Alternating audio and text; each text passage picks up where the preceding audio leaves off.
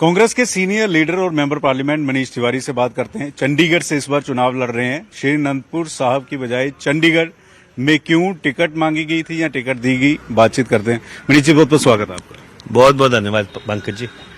मनीष जी, लगातार आपके हलके बदले जा रहे हैं। लुधियाना, फिर अनंतपुर साहब और अब सफर चंडीगढ़ का। सिटी ब्यूटीफुल आने का मकसद क्या है या फिर क्या वजह रही है? देखिए, मैं अपने आप को खुशकिस्मत समझता हूँ कि पार्टी मुझे इस लायक समझती है कि उन्होंने मुझे अलग अलग लोकसभा संसदीय क्षेत्रों से चुनाव लड़ने का मौका दिया और जो उन्होंने भरोसा मेरे में जताया था उस भरोसे को पे मैं खरा उतरा हूँ। जहाँ से मैं लड़ा हूँ वहाँ से लोगों का आशीर्वाद मिला है और चंडीगढ़ मेरी जन्मभूमि है। मेरी परवरिश यहाँ पे हुई।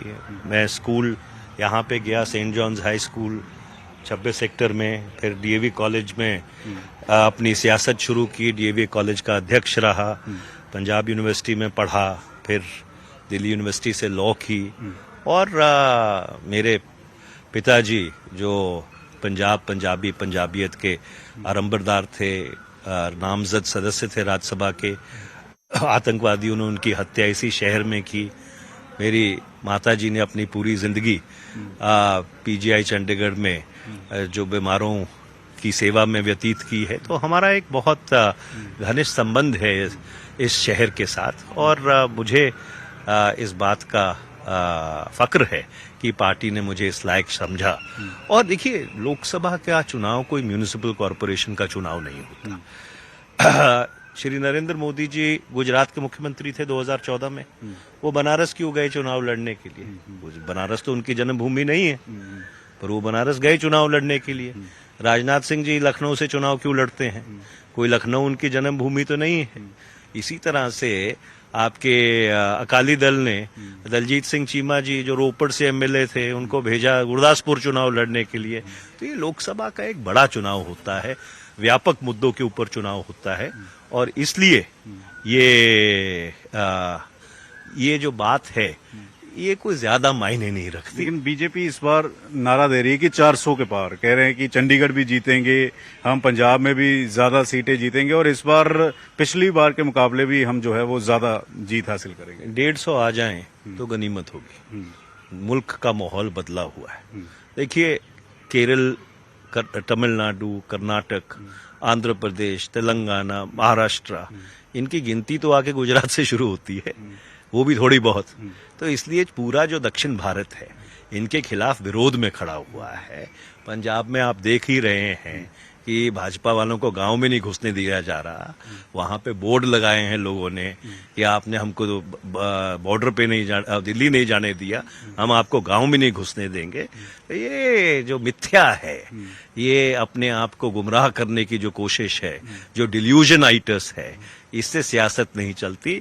बेरोजगारी, आपके महंगाई, जो इनकम इनइक्वालिटी बढ़ी है इस देश में पिछले 10 वर्ष में, वो बुनियादी मुद्दे हैं जो लोगों के सामने। लेकिन कह रहे हैं कि इंडिया अलायंस के पास तो चेहरा ही नहीं है। प्रधानमंत्री हम सीधा बता रहे हैं कि नरेंद्र मोदी होंगे। इंडिया अलायंस का प्रधानमंत्री चेहरा कौन होगा? अरविंद केजरीवाल होंगे, राहुल गांधी होंगे, मल्लिकार्जुन खड़गे होंगे, जो उनके सीनियर पार्टियां थी, चाहे ममता बनर्जी हो, नीतीश कुमार हो, वो पहले ही पीछे हट गए हैं। ये कोई प्रेसिडेंशियल फॉर्म ऑफ गवर्नमेंट है? जो हमारी परंपरा है, जो हमारी लोकतांत्रिक प्रक्रिया है, वो क्या प्रेसिडेंशियल है? हमारी लोकतांत्रिक प्रक्रिया है कि पहले सांसद चुने जाते हैं, फिर सांसद अपने नेता को चुनते हैं। ये संसदीय प्रक्रिया है और इसलिए इस परिप्रेक्ष्य में इसको आप प्रेसिडेंशियल कॉन्टेस्ट बनाना चाहें तो ये तो भारत के संविधान के ही विरुद्ध है। लेकिन मनीष तिवारी की पसंद क्या है? कि आपको लगता है कि राहुल गांधी प्रधानमंत्री के काबिल हैं, उनको प्रधानमंत्री का चेहरा जो है नरेंद्र मोदी के सामने होना चाहिए? इस सवाल का जवाब श्री राहुल गांधी जी ने खुद दिया था कि इंडिया अलायंस एक बारी हमारा बहुमत आ जाए तो बैठ के फैसला कर लेगा कि जो प्रधानमंत्री होता है, he is only first among equals, he is only the first minister of the government. तो इसलिए ये जो एग्जैजरेटेड स्ट्रेस है प्रधानमंत्री के ऊपर, इसका कोई मतलब नहीं है। दूसरा ये भी क्योंकि आप इंडिया अलायंस में यहाँ पर खड़े हुए हैं, आपको आम आदमी पार्टी भी सपोर्ट कर रही है। अरविंद केजरीवाल की गिरफ्तारी जो है वो ईडी मामले में हुई है, उनकी गिरफ्तारी से इस अलायंस में कितना फर्क आपको देखने को मिलेगा, क्योंकि वो अब जेल में बंद हैं, उनकी धर्मपत्नी गुजरात में प्रचार करेंगी, भगवंत मान के कंधों पर जिम्मेदारी है। देखिए, इंडिया अलायंस की सारी पार्टियां ये इस तशद्दुद के, इस अत्याचार के, इस दमन की सियासत के खिलाफ है और इसलिए मुझे पूर्ण भरोसा है कि लोगों को ये बात बड़ी अच्छी तरह से समझ आती है और लोगों को इस बात का इल्म है कि 10 साल में जिस तरह से सरकारी तंत्र का दुरुपयोग किया गया है ये लोकतंत्र के लिए सही नहीं है। और चंडीगढ़ उसकी सबसे बड़ी मिसाल है कि चंडीगढ़ जैसे शहर में आपके जिस तरह से बेदर्दी से, बेरहमी से लोकतंत्र का कत्ल किया गया कि आपके उच्चतम न्यायालय को इसमें दखल देना पड़ा अपने विशेष अख्तियारों का इस्तेमाल करते हुए यहाँ पे लोकतंत्र को बचाने के लिए। लेकिन कांग्रेस के बारे में ये कहा जा रहा है कि कांग्रेस की जो इस समय हालत है पूरे देश में, पंजाब में बात की जाए नवजोत सिद्धू वर्सेस प्रताप बाजवा देखने को मिलता है, प्रताप बाजवा वर्सेस पहले कैप्टन देखने को मिला था और ये बीजेपी को फायदा पहुंचाता है। और यहाँ पर भी बात की जाए तो यहाँ पर आपका और पवन बंसल 36 का आंकड़ा जो है वो सामने आया है। देखिए, किसी का कोई 36-37 का आंकड़ा नहीं है।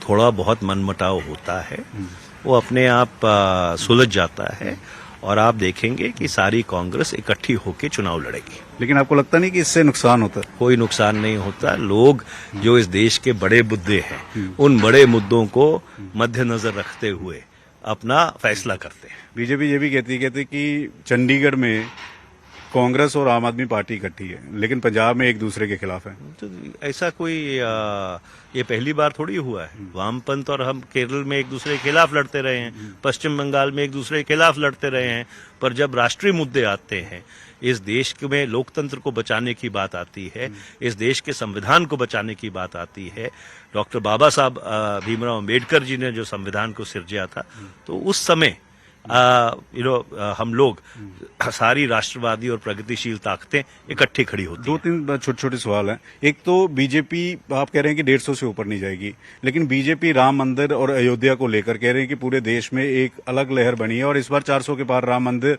और अयोध्या के में जाएंगे।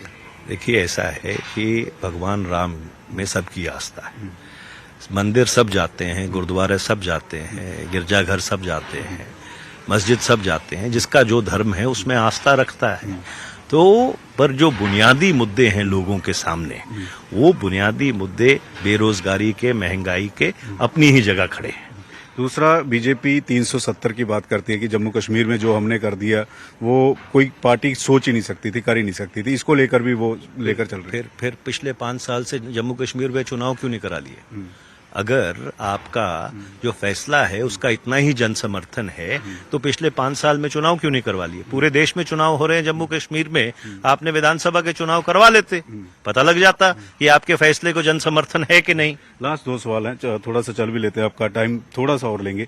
ईवीएम को लेकर कांग्रेस लगातार सवाल उठाती है और ईवीएम को लेकर बीजेपी ये कहती है कि जानबूझकर माहौल जो है वो बनाया जाता है। आपको लगता है इस बार ईवीएम में गड़बड़ी हो सकती है या ईवीएम को लेकर? उच्चतम न्यायालय में ये सवाल लंबित है।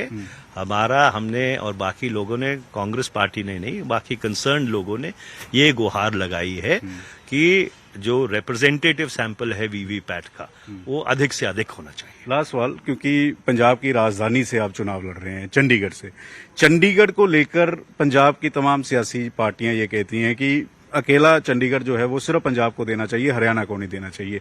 और इसको लेकर ये भी कहा जाता है कि यहाँ पर जो तमाम सहूलतें हैं वो पंजाब के खाते में चंडीगढ़ आना चाहिए।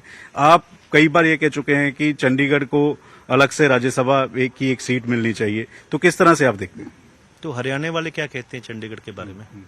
लेकिन आप, क्योंकि आप मेंबर पार्लियामेंट कांग्रेस के हैं, आपसे पूछना चाहता हूँ कि हरियाणा वाले क्या कहते हैं? क्या कहते हैं? हरियाणा अपनी मांग करता है। क्या मांग करता है? कि हरियाणा, चंडीगढ़ जो है हरियाणा को मिलना चाहिए। और जो वही सियासी पार्टियां हैं चंडीगढ़ में, वो क्या मांग करती हैं? नहीं, सवाल सबसे बड़े है चंडीगढ़ के मेंबर पार्लियामेंट क्या सोचेंगे? जो अगर आप मेंबर पार्लियामेंट बनते हैं तो आप चंडीगढ़ के बारे में क्या सोचते हैं? मैं आपसे ये पूछ रहा हूँ कि चंडीगढ़ में वही सियासी पार्टियां क्या कहती हैं? ऐसा है, पंजाब एक व्यापक सूबा था। दिल्ली से लेकर खाइबर पास तक था।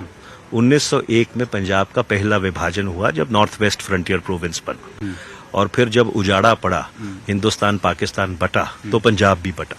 फिर 66 में जब पंजाब की रीऑर्गेनाइजेशन हुई, उस रीऑर्गेनाइजेशन में चंडीगढ़ को केंद्र शासित प्रदेश बनाया गया।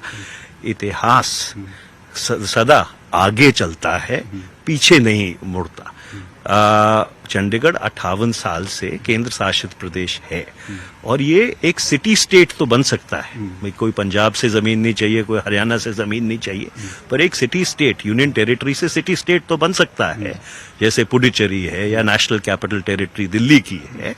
तो इसलिए जो विडंबन, और वही लोग जब आप क्योंकि उन सबके घर चंडीगढ़ में है, उनसे जाके निजी तौर पे बात करना। आपकी क्या राय है? तो मेरी राय बिल्कुल साफ है। मेरी राय बिल्कुल साफ है कि जो 1966 में हुआ था और आज 2024 हो गया, चंडीगढ़ एक केंद्र शासित प्रदेश है और चंडीगढ़ एक केंद्र शासित प्रदेश रहेगा।